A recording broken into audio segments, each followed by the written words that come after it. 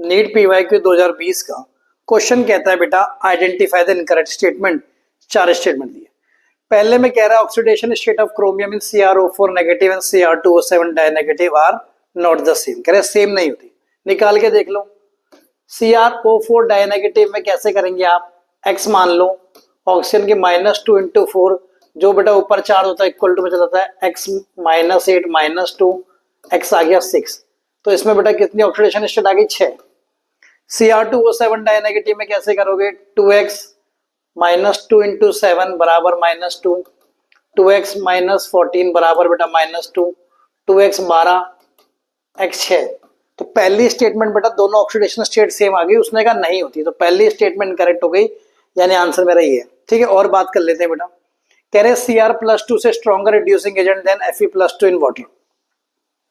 Reducing agent होने के लिए बेटा इसकी ऑक्सीडेशन स्टेट Cr+2 से Cr+3 होगी, मतलब कॉन्फ़िगरेशन इसकी होगी D4 से बेटा D3, और Fe+2 की जो कॉन्फ़िगरेशन है D6, ये Fe+3 में करने के लिए क्या बनेगी D5।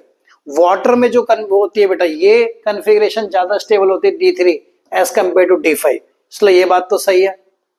तीसरा है transfer many compound for catalytic activity due to the ability of multiple, इसलिए बेटा क्योंकि मल्टीपल ऑक्सीडेशन स्टेट शो करते हैं के लिए एज कैटलिस्ट भी काम करते हैं ना। आप देखो Mn की बात करो, +2 +3 +4, आप क्रोमियम की बात करो, आप वेनेडियम की, ऐसे करके बहुत ऑक्सीडेशन स्टेट शो करते हैं।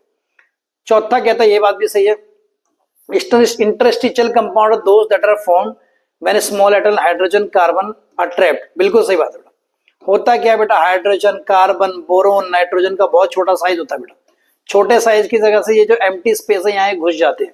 अभी कितना यहाँ पे फिट होंगे पता नहीं होता एग्जैक्ट, इसलिए बेटा ये ऐसे होता है। एग्जांपल जैसे आप समझो TiC लिख दो, मैं लिखूं Fe3H.56, ऐसे बनाते हैं। तो ये स्टेटमेंट भी सही है, उसने इनकरेक्ट बोली थी, यानी ऑप्शन नंबर 1 मेरा आंसर।